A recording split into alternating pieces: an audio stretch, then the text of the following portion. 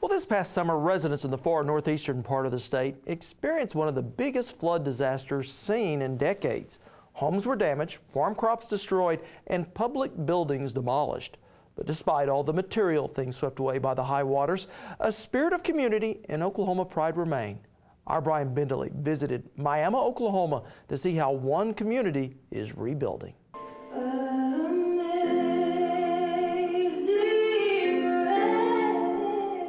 I have no idea where that horse came from, but we hung it on the fence because we were kind of scared that maybe somebody would, come claim it. I felt bad because I was like, some little kid probably, rode that horse.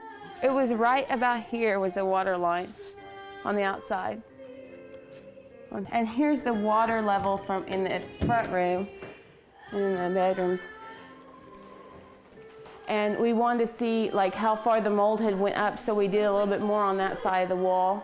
And both of my daughters suffer from asthma and allergies. And so the fear of coming back here was just too much.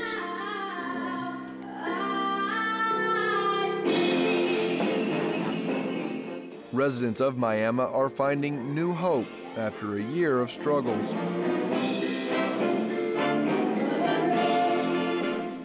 On July 3rd of 2007, Miami received one of the worst floods in recent history. And for Miami resident Brandy Gracie, who lives right next to the river, the damage was evident. It actually moved my house slightly off the foundation.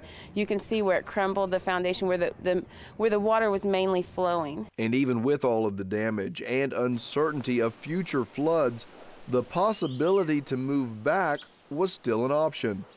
What do? I don't want to go back. I don't want to do this again. I don't want to red tag because what am I going to do about my mortgage? What am I going to do about everything? But at the same time, I need to know what to do. I need help to make this decision. Fortunately, all her questions and prayers would be answered thanks to local and federal partnerships. Why do you want to continue the cycle of flooding in this community? Community Development Director Larry Eller became Brandy's savior. It's really heartbreaking to see so many of our residents in this town. We had over 100 houses that were so substantially damaged, people couldn't move back into their homes. They were in FEMA trailers, their lives were torn apart. So it was a situation where somebody needed to do something, and the city stepped in and worked with a number of partners to put something together to deal with this issue. The end result? The city purchased land to build 20 new homes on higher ground. And because Brandy qualified for assistance from the United States Department of Agriculture, one of which will be her new home. Every day just seems like, okay, one more day excited. I go by every day and check and see what they've done next for the houses, but yeah, it's better now. Houses like Brandy's were not the only structures affected. So were businesses like Boat Floater Industries, and it took a community effort to relocate the facility. We started marking it on the blocks.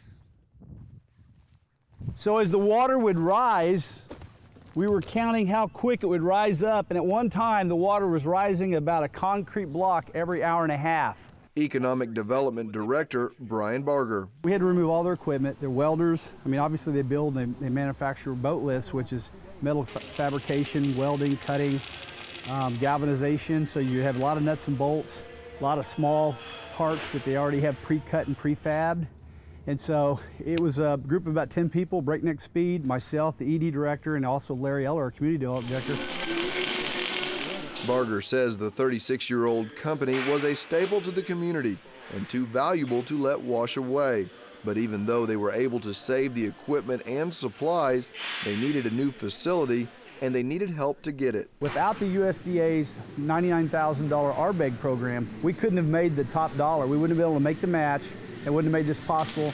And with that flood coming when it did, we'd lost the business and about 12 good employees, and the families would have been without a job and an income or a home possibly. Brandy and Boat Floaters stand as testaments of strength and determination. So as Miami rebuilds and looks to the future, it's all thanks to the partnerships they have built today.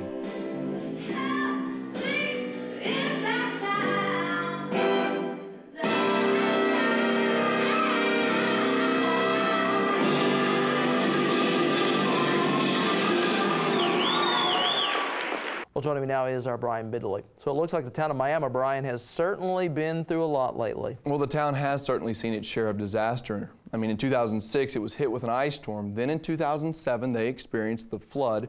And this past winter, another ice storm hit. On top of that, the buyout of Superfund sites like Pitcher has also caused problems for Miami. How so, Brian? Well, people are moving out of the Pitcher area and looking to relocate in Miami, where housing is already in high demand thanks to those previous disasters. So if I understand correctly, the mining community of Pitcher is going to be completely bought out. Well, not yet, but according to Larry Roberts of the Lead Impacted Communities Relocation Assistance Trust, only 12 people have rejected offers from the Tar Creek buyout.